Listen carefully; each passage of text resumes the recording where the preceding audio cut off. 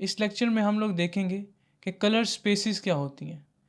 Colour spaces का मतलब है कि जैसे आप लोग कोई भी रंगों की डब्बियाँ सोच लें, कोई भी फाइल जो आप फोटोशॉप के अंदर लेकर आएंगे तो वो आपसे पहले पूछेगा कि आप लोग इसके साथ कौन सी कलर स्पेस लगाना चाहते हैं। फ़ोटोशॉप के अंदर कुल 3 कलर स्पेसिस होती हैं जो हम लोग मेजरली इस्तेमाल करते हैं, sRGB, एडोब RGB और प्रो फोटो।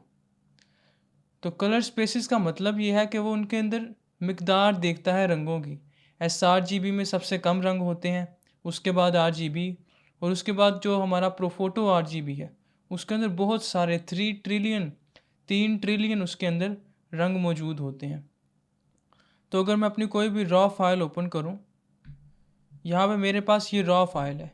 ये रॉ फाइल का मतलब ये है कि ये कैमरा से नहीं ली गई है। जो मोबाइल का कैमरा होता है वो हमारी तस्वीर को खुद ही RGB यानी खुद ही उसको पिक्सेलेटेड फॉर्मेट में JPG में कन्वर्ट कर देता है। लेकिन जो कैमरास होते हैं, DSLR कैमरास होते हैं, वो तस्वीर को रखते हैं रॉ फाइल के अंदर, यानी वो उसको पिक्सल्स में कन्वर्ट नहीं करते। फिर हम लोग इसको फ़ोटोशॉप में लाते हैं। कैसे लाते हैं, मैं क्लिक करूँगा और उसको ड्रैग करके इस तरह से ड्रॉप करूँगा तो ये देखें वो एक नए सॉफ्टवेयर के अंदर ओपन हो जाती है। इसको हम लोग कहते हैं camera raw software. Camera raw का काम क्या होता है कि जो कैमरा ने ली है तस्वीर, न्यूमेरिकल फाइल है, उसको कन्वर्ट करना है हम लोगों ने अब पिक्सल्स के अंदर। तो वो कैसे होता है, यहाँ पे देखें नीचे हमें उसकी कलर स्पेस नज़र आ रही है पिक्चर की, यानी जिस कलर स्पेस के अंदर वो तस्वीर ली गई है, यानी वो प्रो फोटो RGB में ली गई है और वो 16 बिट की फ़ाइल है। यहाँ पर ही हम लोग क्लिक करके कैमरा रॉ के अंदर ये हमें यहाँ पे ऑप्शन देता है कि हम लोग किस तरह से इस तस्वीर को अपने फ़ोटोशॉप के अंदर लेके जाना चाहते हैं। यहाँ पे मैं सारे ऑप्शंस दे सकता हूँ। तो ये सारी होती हैं हमारे पास कलर स्पेसिस। कलर स्पेसिस यानी कि कलर्स की उनके अंदर मिकदार के अंदर डिफरेंस होता है। तो सबसे पहली जो हमारे पास कलर स्पेस थी वो थी sRGB कलर स्पेस।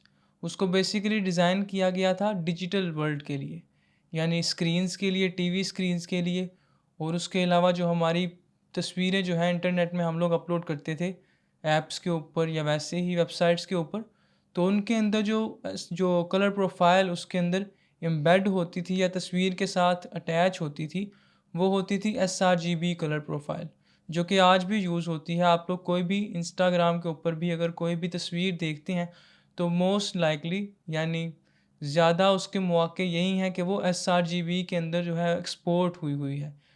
वो क्यों है, क्योंकि sRGB एक 8 बिट की फ़ाइल होती है, यानी उसका साइज़ छोटा होता है। साइज़ छोटा होने की वजह से और कलर स्पेस भी छोटी होती है उसकी, तो उसके जो रंग हैं वो जल्दी लोड हो जाते हैं, यानी वो जो तस्वीर है वो स्पीड से लोड हो जाती है इंटरनेट के अंदर। क्योंकि अगर वो लैग लेगी तो डेफ़िनेटली जो ऐप्स को इस्तेमाल करने वाले लोग हैं उनका एक्सपीरियंस ऐप के साथ ख़राब होगा। तो यहाँ पे होती है हमारे पास ये sRGB कलर प्रोफाइल, जो ये लिखी हुई है दूसरे नंबर पे, sRGB कलर प्रोफाइल। अगर मैं इस पर क्लिक करूँ और यहाँ पर भी 16 बिट्स का मैं क्यों सिलेक्ट नहीं करूँगा, जैसे कि हम लोगों ने पिछले लेक्चर में भी देखा था कि sRGB और RGB के साथ मैं 16 बिट अटैच नहीं करूँगा, क्योंकि ये वैसे ही फाइल के ऊपर लोड डालेगा, उसके कलर्स के अंदर ये कोई इजाफा नहीं करेगा। तो यहाँ पे मैं 8 बिट्स ही लूँगा, 8 बिट्स पर चैनल, और फिर ओके करूँगा। तो वो यहाँ नीचे भी चेंज कर देगा sRGB और यहाँ पे आ जाएगा कि ये 8 बिट्स की फ़ाइल है। यहाँ पे अगर हम लोग अब डन करें, मैं दोबारा से फ़ोटो को लेके आता हूँ यहाँ पे, तो ये देखें जो मैंने कलर प्रोफाइल अप्लाई करके डन का बटन यहाँ पे अप्लाई किया था, तो वो जो फ़ाइल है उसने उसके अंदर उसको सेव कर लिया है। यानी उसने एक्चुअल में उस तस्वीर को छोटे साइज़ का नहीं बनाया है, उसने सिर्फ उसकी प्रोफाइल वक्ती तौर पे चेंज कर दी है डन का बटन यहाँ पे प्रेस करने पर। यहाँ पे मैं ओपन के ऊपर क्लिक करता हूँ, मैं अपनी जो वर्क स्पेस है उसके अंदर आता हूँ। ये देखें मेरी वर्क स्पेस सिलेक्टेड है, लेकिन ये ऐसी नहीं है वर्क स्पेस मेरी। तो यहाँ नीचे बटन होगा रिसेट वर्क स्पेस का, ये वाली, तो ये वापस से बिल्कुल पहले जैसी हो जाएगी। यहाँ पे फ़ाइल के साइज़ को अगर हम लोगों ने देखना हो कि फ़ाइल का साइज़ इस वक्त क्या है, तो यहाँ नीचे ये जो बॉक्स है हमारे पास, उसके यहाँ आखिर पे एक तीर का इस तरह से निशान है, उसके ऊपर मैं यहाँ पे क्लिक करूँगा। यहाँ पे ऑप्शन होगा डॉक्यूमेंट साइज़ का, उसके ऊपर क्लिक करूँगा तो यहाँ देखें 12 MB की इस वक्त मेरी वो फ़ाइल का साइज़ दिखा रहा है RGB के अंदर, sRGB की जो मैं इसके अंदर फ़ाइल लेके आया हूँ। Image mode RGB colour mode और 8 बिट्स के चैनल के ऊपर। उसके बाद हमारे पास जो दूसरी कलर स्पेस है वो है RGB कलर स्पेस। तो जब हम लोगों ने sRGB को लेकर आए डिजिटल दुनिया के अंदर, उसको हम लोगों ने इस्तेमाल किया, तो बाद में जब हम लोग कलर प्रिंटिंग की तरफ मूव हुए तो वहाँ पे हम लोगों को थोड़े से ज़्यादा कलर्स की ज़रूरत थी। उसके लिए उन लोगों ने फिर अडोब RGB 1998 की जो कलर प्रोफाइल है उसको क्रिएट किया, जो कि वो भी 8 बिट्स की कलर प्रोफाइल है, 8 बिट की कलर प्रोफाइल है। यानी अगर मैं अपनी तस्वीर को दोबारा से ओपन करूँ, ये मेरी फ़ाइल है, इसकी मैंने एक कॉपी बनाई हुई है, इसको रीनेम करके यहाँ पे इसकी रीनेम्ड कॉपी अगर मैं यही वाली इसी नाम के साथ ड्रैग करके ड्रॉप करूँगा तो वो ओपन नहीं होगी, क्योंकि पहले से उसी नाम की फ़ाइल जो है वो ओपन है। तो वो फ़ोटोशॉप जो है सेम नाम की जो फ़ाइल होती है उसको एक ही वक्त में खोल नहीं सकता। यहाँ पे इस फ़ाइल को मैं लूँगा और ये ऊपर जो टैब्स वाली जो खाली जगह है वहाँ पर लाकर इसको छोड़ दूँगा, तो वो फिर से उसको भी कैमरा रॉ में लेकर आ जाएगा। यहाँ पे मैं इसकी प्रोफाइल चेंज करूँगा और मैं यहाँ पे अडोब RGB सेलेक्ट करूँगा, इमेज P3,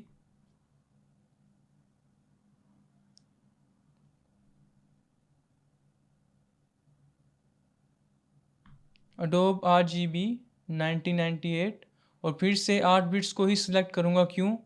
क्योंकि अडोब RGB का 16 बिट्स के साथ कोई ताल्लुक़ नहीं है।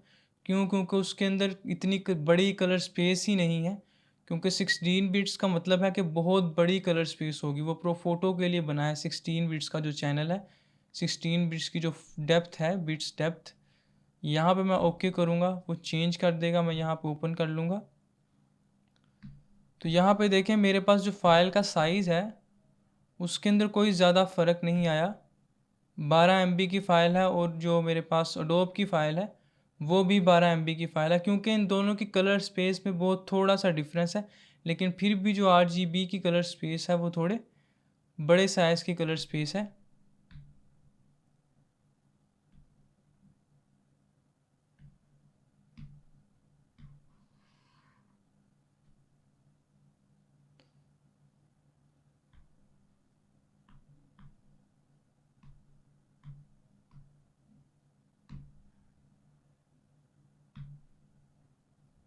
तो यहाँ पे देखें, अब मैं जो तीसरी फ़ाइल लेकर आया हूँ मैं दोबारा से इसको अपलोड करता हूँ क्रॉस करके। नो, मैंने इसकी एक और तीसरी कॉपी बनाई हुई है, मैं उसको लाकर यहाँ पे ड्रॉप करता हूँ। यहाँ पे मैंने चेंज किया है इसको अब प्रोफोटो RGB पे, जो कि हमारी सबसे बड़ी कलर प्रोफाइल है। प्रोफोटो RGB जो कि फ़ोटोग्राफ़ी से रिलेटेड है। जब हम लोग कोई भी तस्वीर है उसको हाईएस्ट क्वालिटी में लेके आना चाहते हैं, क्योंकि फ़ोटोग्राफ़ी जो होता है हमारे पास वो पहला स्टेप होता है, और अगर हमारे पास पहले स्टेप में ही क्वालिटी कंप्रोमाइज़ हो जाएगी तो हम उसको बाद में एडिट कैसे कर सकते हैं। तो इसीलिए हम लोग चाहते हैं कि जो हमारा पहला स्टेप है उसके अंदर तस्वीर सबसे ज़्यादा क्वालिटी की हो, क्योंकि बाद में फ़ोटोशॉप ने उसको तस्वीर को डिस्ट्रक्ट करना है। यानी फ़ोटोशॉप जो है, क्योंकि वो पिक्सेलेटेड जो है वो सॉफ्टवेयर है, पिक्सेल्स में काम करने वाला सॉफ्टवेयर है, तो वो हमारी फ़ाइल को डिस्ट्रॉय करता है, तभी उसके ऊपर कोई भी इफ़ेक्ट जो है वो अप्लाई होता है। तो यहाँ पे मैंने प्रोफोटो 16 बिट, प्रोफोटो 8 बिट्स की फ़ाइल नहीं हो सकती है, क्योंकि उसकी एक डिटेल है, उसको कैप्चर करने के लिए 16 बिट्स का चैनल है वो इसी कलर प्रोफाइल के लिए बना था जब ये कलर प्रोफाइल हमारे पास आई थी। यहाँ पे मैं ओके करूँगा, ओपन करूँगा। फ़ाइल साइज़ के अंदर हमारे पास डबल का डिफरेंस आया है, यानी 12 MB sRGB और RGB के अंदर जो हमारे पास 12 MB का साइज़ था वो हमारे पास जो प्रोफोटो है उसके अंदर आकर हमारे पास 25 MB का हो गया। यहाँ पे नोट करने वाली बात यह है कि तीनों के अंदर टैब्स के अंदर अगर हम लोग नाम को देखें तो यहाँ पे लिखा हुआ है RGB8, यहाँ भी लिखा है RGB8 और यहाँ भी लिखा हुआ है कि RGB16। तो बेसिकली तीनों जो है वो RGB ही हैं, लेकिन एक हमारे पास है sRGB यानी स्टैंडर्ड RGB, जिसको मैं स्मॉल RGB भी कह सकता हूँ। उसके बाद है RGB और उसके बाद है प्रोफोटो RGB। तो तीनों का जो है हमारे पास कलर स्पेसिस का साइज़ जो है वो बड़ा हो रहा है। सबसे बड़ा साइज़ हमारे पास हुआ है आकर प्रोफोटो के अंदर, जिसने दोनों के कंपैरिजन में फ़ाइल का जो साइज़ है उसको डबल कर दिया है। तो यहाँ पर नोट करने वाली बात यह है कि प्रोफोटो का फ़ायदा क्या है और sRGB का फ़ायदा क्या है। हम लोगों ने देख लिया कि लोडिंग के अंदर इन दोनों का फ़ायदा है। sRGB का फ़ायदा है हमारे पास जब हम लोगों ने इसको अपलोड करना होगा इंटरनेट के अंदर। तो ये होता कैसे है, फॉर एग्ज़ाम्पल कि अगर मेरे पास ये तस्वीर ओपन है, मैं इसको यहाँ फाइल में जाता हूँ, एक्सपोर्ट पे क्लिक करता हूँ, एक्सपोर्ट एज़ पे क्लिक करता हूँ। यहाँ पे देखो उन्होंने एक बटन दिया हुआ है आखिर पे, कन्वर्ट टू sRGB। ये बटन क्यों दिया गया है? यहाँ पे RGB भी हो सकता था, प्रोफोटो भी हो सकता था। क्विक एक्सपोर्ट के अंदर जो कि हमारी जितनी भी तस्वीरें होती हैं हम लोग उनको एक्सपोर्ट ही करते हैं। हम लोग PSD फाइल को वेबसाइट के ऊपर अपलोड नहीं कर सकते।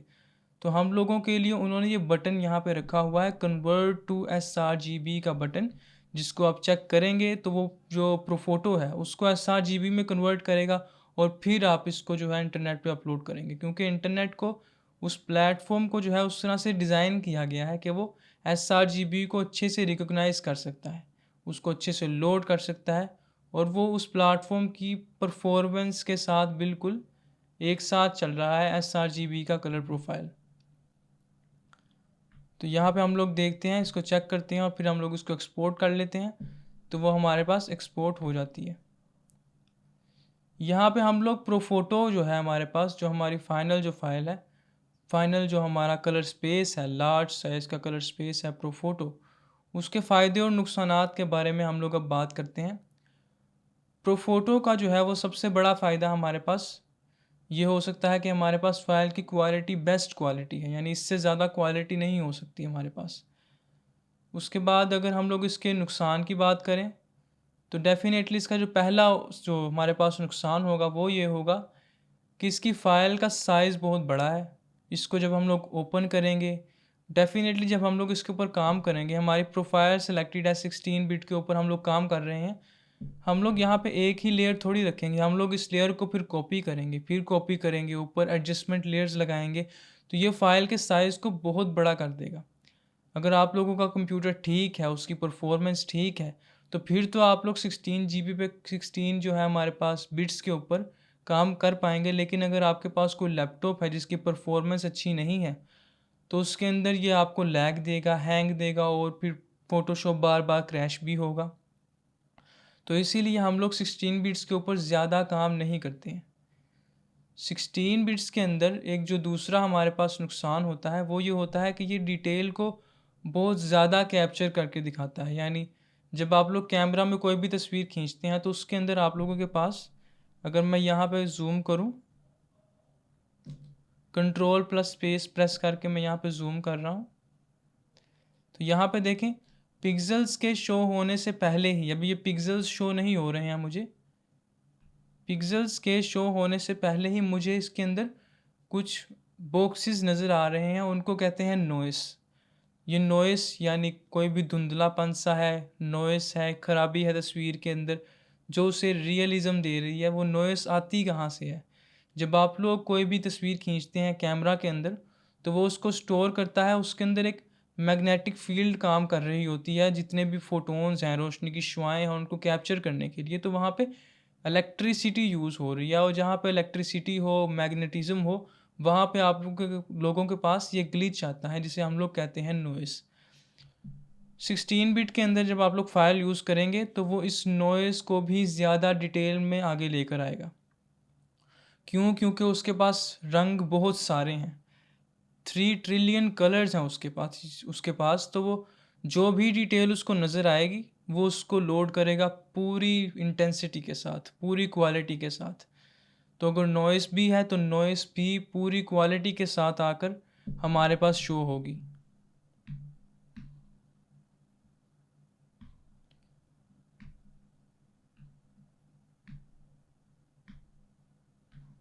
यहाँ पे हल्का सा हमारे पास उसके अंदर थोड़ा सा जो है नॉइज़ का एलिमेंट है हमारे पास ज़्यादा है दूसरी प्रोफाइल्स के मुकाबले में। इसके अंदर काम करने का फ़ायदा हमारे पास क्या हो सकता है? अब प्रोफोटो के अंदर प्रोफोटो है हमारी सबसे हाई क्वालिटी की। अगर मैं इसको एक्सप्लेन करूं, आप लोगों के पास एक आप लोग ऐसे समझें कि आप लोगों के पास जो ये प्रोफाइल है प्रोफोटो की जो कलर स्पेस है वो बिल्कुल एक पानी की टैंकी की तरह है, और जो अडोब RGB 1998 है वो बिल्कुल एक पानी की बाल्टी की तरह है, और sRGB पानी का एक छोटा सा ग्लास है। तो आप लोग पानी की टैंकी से बाल्टी तो भर सकते हैं, लेकिन आप लोग उल्टा नहीं जा सकते। आप लोग पानी के ग्लास से पूरी टैंकी को फिल नहीं कर सकते। इसका मतलब कहने का ये है कि अगर आप लोग अपनी इनिशियल फ़ाइल को, इब्तदाई जो फ़ाइल है उसको प्रोफोटो में क्रिएट करते हैं, तो उसके बाद आप लोग उसको कन्वर्ट कर सकते हैं अडोब के अंदर, अडोब RGB के अंदर कन्वर्ट करके उसको एक्सपोर्ट कर सकते हैं, फ़ाइल को सेव कर सकते हैं। सिंपली कैसे करूँगा, मैं यहाँ इमेज में आ जाऊँगा, एडजस्ट यहाँ मोड में आ जाऊँगा, और यहाँ पे 8 बिट्स पर चैनल के ऊपर क्लिक करूँगा तो वो 8 बिट्स की फ़ाइल बन जाएगी। और फिर एक्सपोर्ट के अंदर भी मैं इसको सिलेक्ट कर सकता हूँ। तो यहाँ पे मैं इसको बाद में कन्वर्ट कर सकता हूँ छोटे फ़ाइल साइज़ के अंदर, छोटे फाइल्स की तस्वीरों के अंदर। मेरे पास हाई क्वालिटी की फ़ाइल है, उससे मैं छोटी फ़ाइल में जाऊँगा तो मेरे पास एक क्वालिटी का काम होगा। तो यानी अगर मैंने कोई बड़ा प्रोजेक्ट मेरे पास है, कोई बहुत बड़ी ब्रांड का प्रोजेक्ट है, तो उसके लिए आप लोग क्या करेंगे, आप लोग 16 बिट्स के अंदर काम को शुरू करेंगे।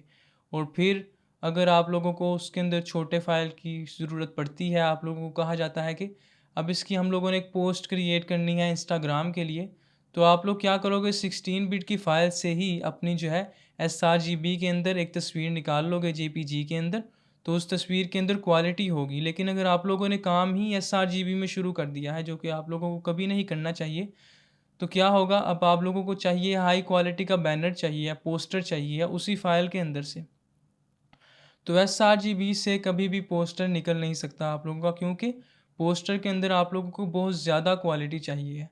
लेकिन अगर आप लोग होते प्रोफोटो के अंदर, तो उसको बाद में आप लोग कन्वर्ट कर लेते CMYK के अंदर, जो कि प्रिंटिंग की है, या फिर अडोब के अंदर, अडोब RGB जो है उसके अंदर, फिर आप लोग उसको प्रिंट कर लेते, तो उसके अंदर क्वालिटी आप लोगों के पास आ जाती। तो इसका ये फ़ायदा होता है। तो मोस्टली जो है वो बड़े बड़े प्रोजेक्ट्स के अंदर, जिनके अंदर आप लोगों को नहीं पता कि बाद में इसकी कौन कौन सी तरह की फ़ाइल्स बनेंगी, उसके अंदर आप लोग प्रोफोटो को यूज़ कर सकते हैं।